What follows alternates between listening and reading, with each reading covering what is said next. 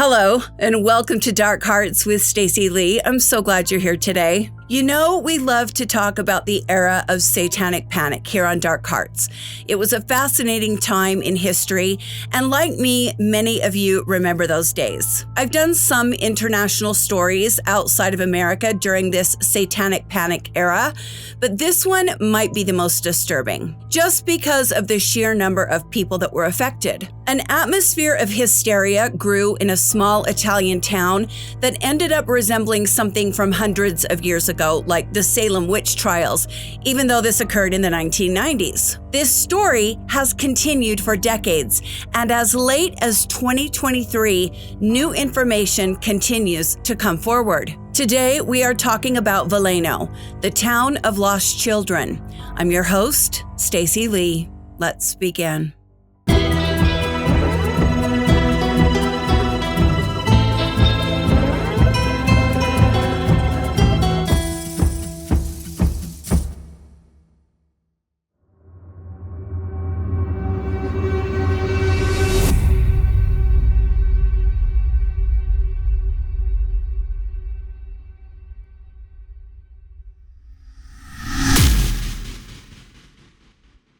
First off, I want to apologize if there's any background noise. They are building a house right behind me, and today they just decided to bring in every actual piece of heavy equipment that exists in my county. I've waited all day to film. It's literally getting dark. I'm hoping they stop soon. Early in the 1990s, the small Italian town of Mirandola in the province of Modena became the center of a chilling and tragic episode in modern history. The case would later be known as the Bambini di Veleno, the children of Veleno. Now, Veleno is not the name of the town where these events took place. Veleno means poison in Italian, a derivative of the word venom. These children's minds were quite literally poisoned, as you will see today. At first glance, Mirandola was an ordinary town, home to hardworking families and quiet streets. It's very important to understand a little bit about Mirandola because the town itself plays a part in today's story. It's a very small area that is an independent commune in the province of Modena.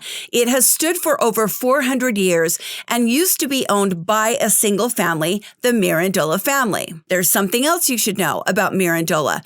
Between 1522 and 1525, something very similar to our Salem witch trials occurred, known as the Mirandola witch trials. Women were accused of being involved in nocturnal rituals where sins of flesh and gluttony, as they were described, occurred. People have been obsessed with other people's genitals and what they do with them for hundreds and hundreds of years, and we still can't seem to find our way past that. It just never fails to be ridiculous to me. Around 60 people during the Mirandola witch trials were accused and put on trial, and some of them were killed. That is part of Mirandola's history, and although the witch trials happened centuries ago, that event lives on as part of the area lore. That shouldn't be lost on us today as we talk about this story. Mirandola is a beautiful Renaissance city where people live mostly quiet and peaceful lives. But in the late 1990s, beneath the surface, a storm was brewing. It started with a whisper, a murmur of something sinister lurking behind the walls of ordinary homes. Then came the accusations, dark, horrifying allegations of a secret satanic sect that was preying upon children. What followed was a catastrophe of mass hysteria, wrongful accusations, and shattered lives. Over the next several years, 16 children were taken from their families and innocent parents were imprisoned, accused of unspeakable crimes. But was there any truth to those claims, or was this just another case of moral panic spiraling out of control? The story begins in 1997 when a social worker named Daniela Pini interviewed a child as part of a routine welfare check.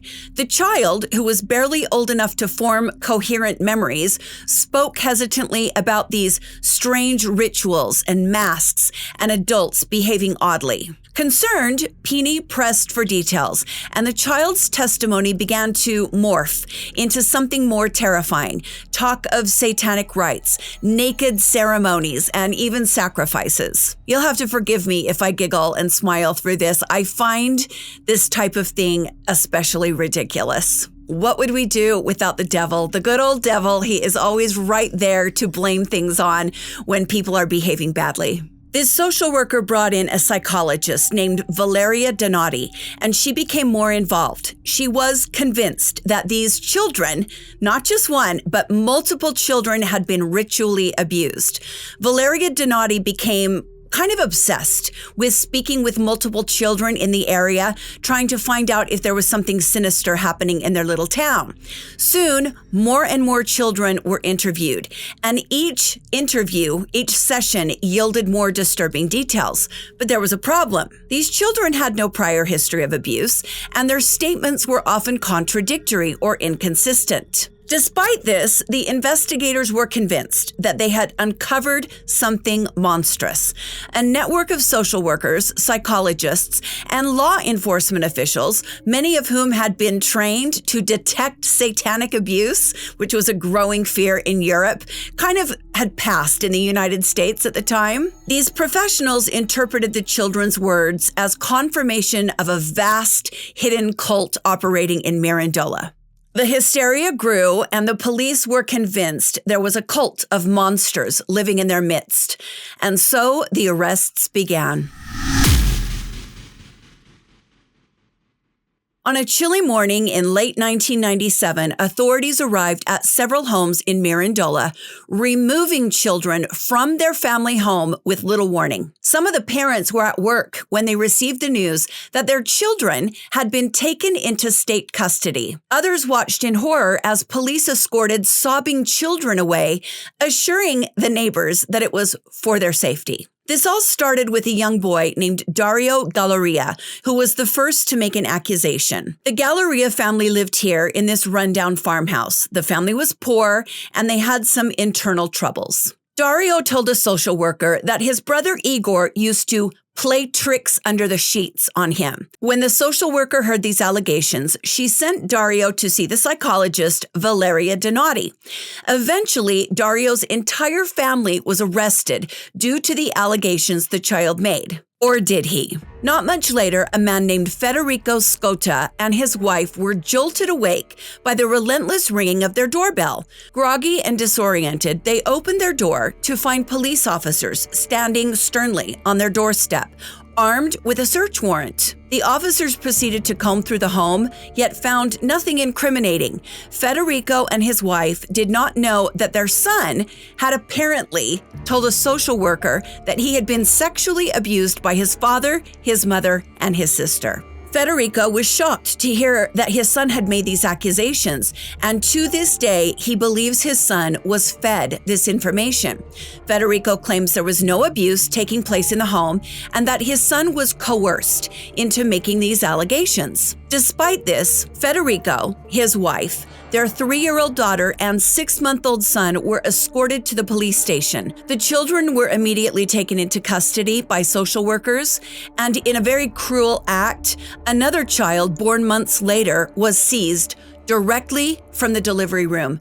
These people took a newborn baby right from its mother, from its parents, from the hospital, with no proof of abuse. From that day forward, the Scotta family was torn apart, with parents and children never seeing each other again. These children were taken from their parents with no proof of any wrongdoing, and they never saw their parents again. This is my worst nightmare. This is something I cannot wrap my head around. Where were the watchdog agencies? Where were the victims' advocates for the parents? How could something like this happen? I know full well that I am completely uneducated as to how things work in Italy, but I know it's not a fascist regime.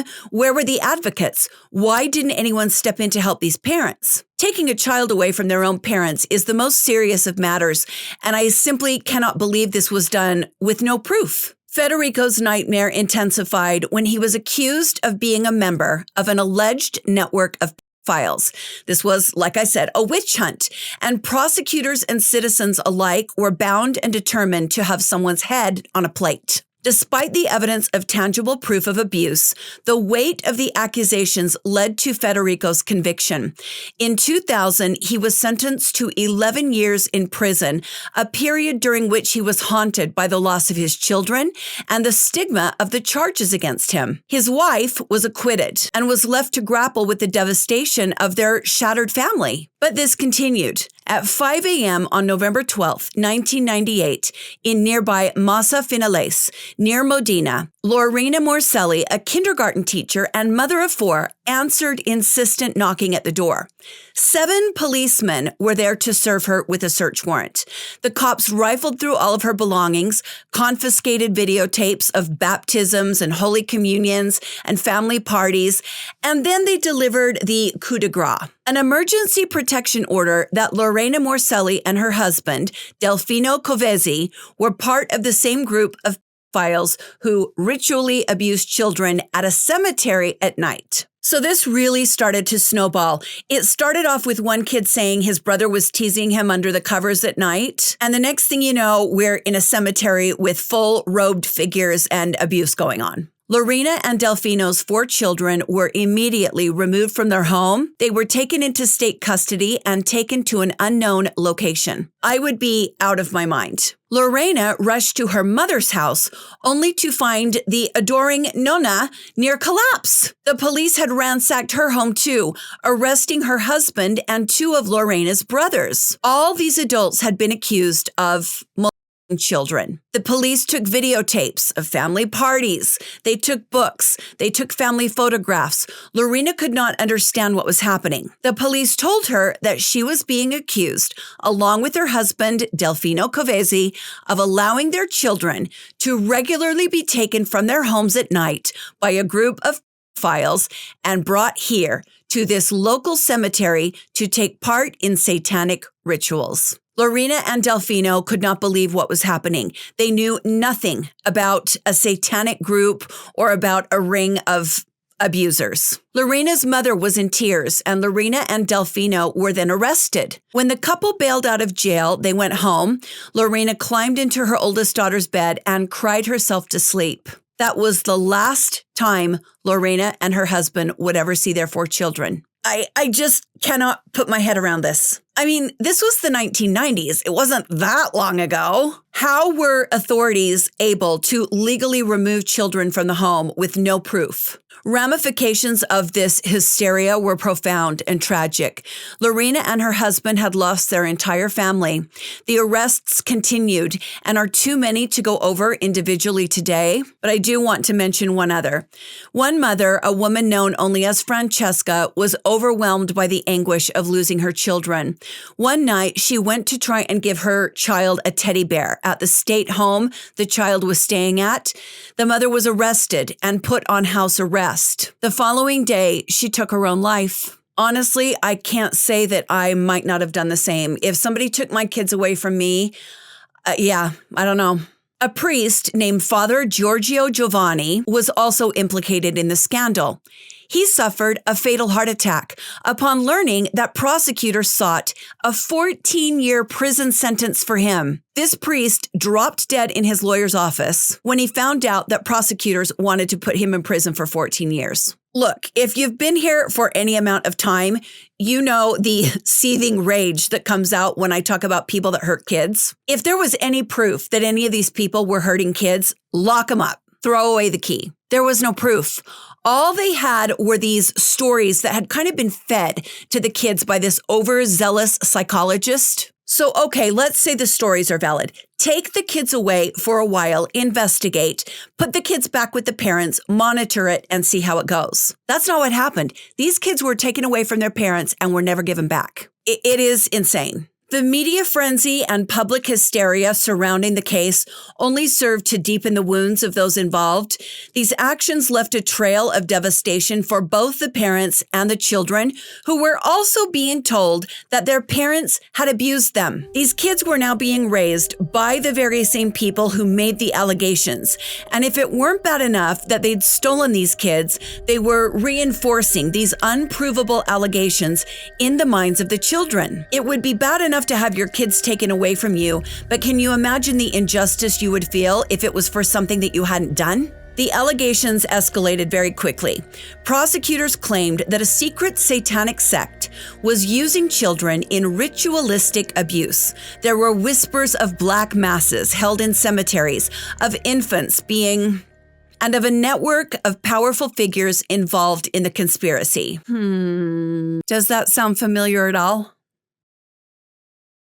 I swear, with people that get swept up in this kind of hysterical phenomenon, everything old is new again, just like with cults. The accused families protested. They stated their innocence, but the authorities were relentless. It was a catch-22. The more these parents cried innocence, the more people said, oh, well, you're protesting too much. That means you're guilty. At the heart of the case were the children's testimonies, collected through repeated, often coercive interviews. The psychologists, convinced that they were uncovering repressed memories, used leading questions and suggestive techniques to guide the children towards confirming the abuse. They would say things like, did your parents ever take you to a strange place at night? What little kid has not been taken somewhere at night that might seem strange to them? When the kids were asked these questions, they would shake their head as if they didn't understand. But after repeated questioning, subtle pressure would be applied. And the reward of the approval when they said yes or I think so were things like treats and toys. So they were basically being bribed to say what the investigators wanted them to say. It's just so wrong. So the cycle continued. More children were questioned, more details emerged, stories of being forced to drink blood, of dark cloaked figures standing around in candlelit circles, of unmarked graves in the forest. But there was no physical evidence at all. No bodies, no injuries, no forensic proof of any kind. Just words. Frightened, confused words from children who had been separated from their families and pressured into recounting horrors that never happened. Despite the lack of evidence, the courts pressed forward. The Italian media fueled the hysteria, painting the accused parents as monsters hiding in plain sight. The public, already primed by years of satanic panic, stories from America, believed the worst. The prosecutors went after more parents. The stories of abuse became more extreme, with children describing nighttime rituals in the cemetery where they were forced to burn crosses and murder cats. Why they always got to drag the cats into it, you know? Some of the children, supposedly, said that adults in black cloaks put them in coffins and made them participate in satanic orgies and even serial murders of other children. Where were the bodies? There weren't any. Even though the children said the murdered had been dumped in this nearby river, the Panero River, the police never found a single body. They sent divers in. There was an intense investigation. They found absolutely no proof that any of these events had taken place. The first accuser, little Dario, testified that the leader of the cult was a man the children sometimes called doctor and other times called mayor. Dario said the man wore long black clothes and heeled boots. Remember the priest who got dragged into this? He happened to have a pair of black heeled boots in his possession. The cops were told that along with those black boots, they would find child in the priest's possession, but they did not. This poor man was guilty of the sin of having a pair of black boots with heels on them. He was put under scrutiny and then died of a heart attack from the stress. After Father Giovanni was dead,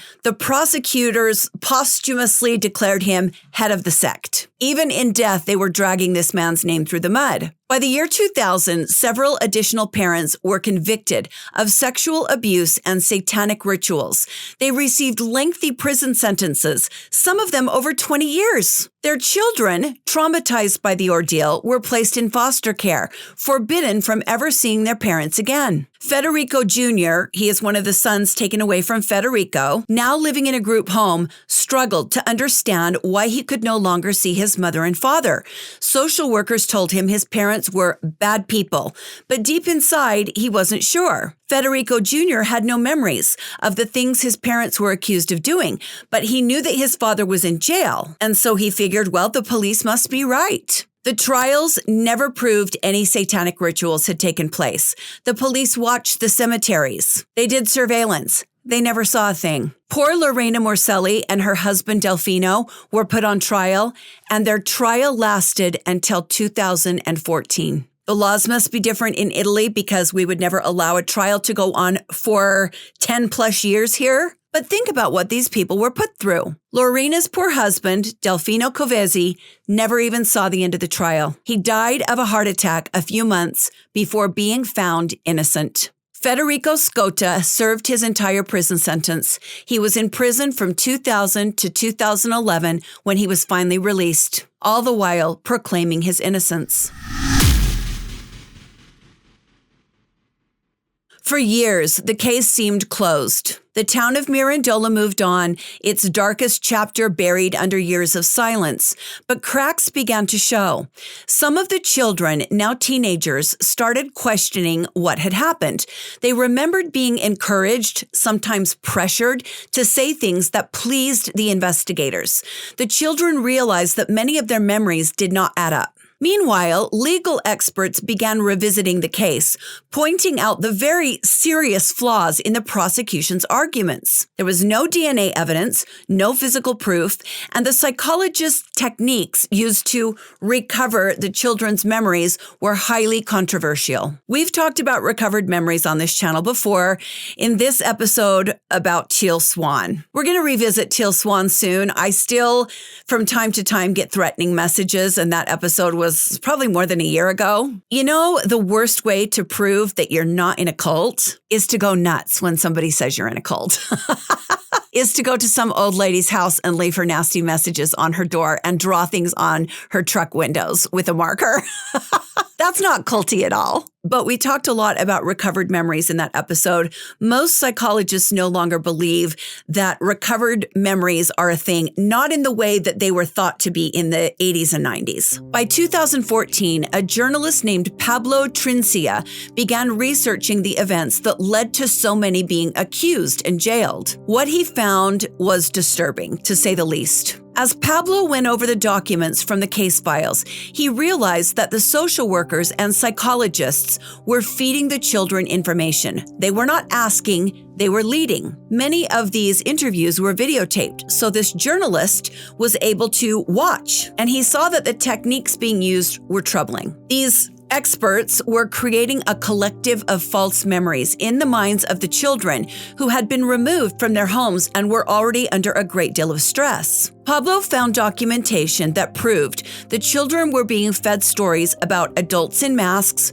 rituals with burning candles, having terrible things done to them. And then Pablo heard the now famous podcast Serial. I think that's probably one of the first podcasts we all collectively listened to about Adnan Syed and Hae Min Lee. As Pablo listened to the podcast, he was motivated to look into this story. And as I said, by 2017, he was deep in research. Pablo would later say, "We immersed ourselves in this story, and I found that there were people who had started dealing with it before me.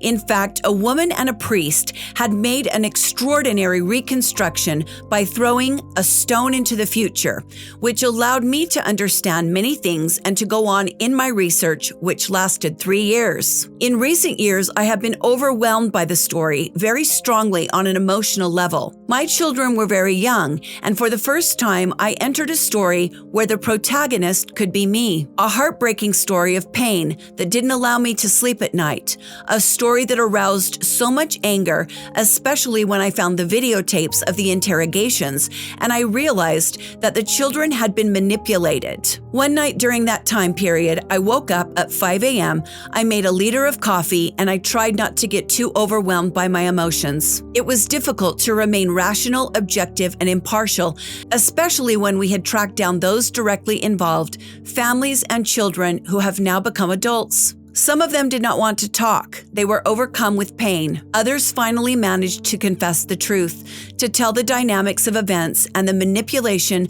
by psychologists and social workers. Pablo Trinicia then spoke with a woman who was a child at the time of the scandal. She is now obviously an adult. She goes by the name of Marta for the purposes of this story. Marta told Pablo that the social workers involved made her accuse Federico, and her own mother.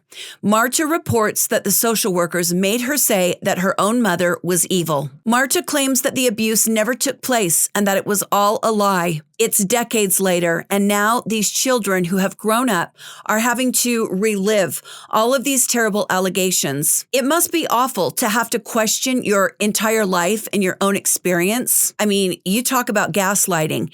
These kids, now adults, are being made to re-examine everything they were told growing up and somehow try to decipher what the truth is. Pablo managed to find Dario, the original accuser. Dario told the journalist that he is convinced he was brainwashed. Pablo also spoke to two girls involved. One of them told Pablo she never even accused her parents. She was taken from her home based on what another child had said. One of the women claims that she was kidnapped by the social workers and that she knows she was not abused. The other woman interviewed by Pablo was the daughter of the woman who took her own life. She is adamant that she made everything up to appease the social workers. None of it ever happened, and she feels terrible that it is too late for her mother. In 2021, there was a major breakthrough.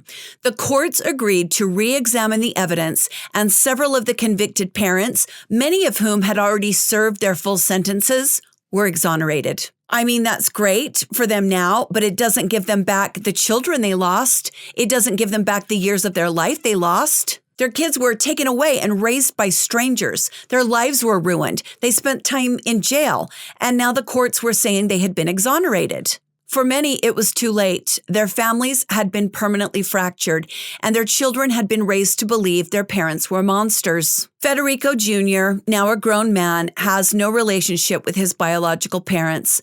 Though he understood they had been innocent, the damage was irreversible. Federico Jr. had been fed too many lies about his parents and even his siblings. There was no going back for him. Years later, the foundation of the investigation began to crumble. Investigators and journalists alike realized that the children, many from vulnerable backgrounds, had been subjected to suggestive questioning techniques, leading them to recount fabricated stories of abuse and satanic rituals. Journalist Pablo Trincia's in-depth exploration of the events was then turned into a podcast called Veleno. It sheds light on the miscarriages of justice, and it prompted a reevaluation of the entire affair. In a poignant turn of events, after 23 years of separation, Federico was finally reunited with one of his sons, Nick, who had been taken away when he was just 6 months old. Oh my goodness. This long-awaited reunion was a testament to the enduring hope and resilience of a father wronged by a flawed system. But the scars of the past remain, and the quest for justice and reconciliation continues for many affected by the devils of Lower Modena, another name given to the story. Federico's story in particular serves as a stark reminder of the dangers of mass hysteria and the profound impact of wrongful accusations. This case underscores the necessity for rigorous investigative standards and the protection of individual rights, ensuring that such tragedies are not repeated. Even today, the wounds of Mirandola have not fully healed. Some of the children, now adults, struggle with trust issues and lost identities. The wrongly accused parents, though officially cleared, can never regain the years taken from them. The story of the lost children of Veleno serves as a very important lesson, and I think it's more important today than it has been for a long time. It reminds us that even in the most well-intentioned efforts to protect the vulnerable, justice must be guided by reason and never fear. I think a pretty timely story for today, don't you think? Thank you for joining me today on Dark Hearts with Stacy Lee. I really appreciate your support. I want to give a special thank you to my patrons. Would you hit the like button and subscribe to the channel if you want to see more from me? It helps so much. I am in the process of absorbing one of my podcasts into the other one. So for right now, I'm going to send you here to Dark Hearts with Stacy Lee. It is on Apple, Spotify, and Amazon. I post brand new episodes every Monday and every Wednesday, and you will hear some stories on the podcast that you will not hear on YouTube. You know, we've got our fundraiser going. Watch this short video on my channel and it will tell you all the ways you can donate a few bucks to help us donate money to police departments that have cold case DNA in storage that's never been tested. We are trying to help solve some cold crimes. I hope you're doing well, my friends. It's been a long year so far. And it's only the end of February. But with the end of February comes the onset of spring. Find joy in the little things. Go outside, get some sun. Don't let the bastards get you down. Find happiness in the little things. I love you guys, and I am so grateful for your friendship. Stay safe, my friends, and be kind to each other. And I will see you next time on Dark Hearts with Stacy Lee. Bye.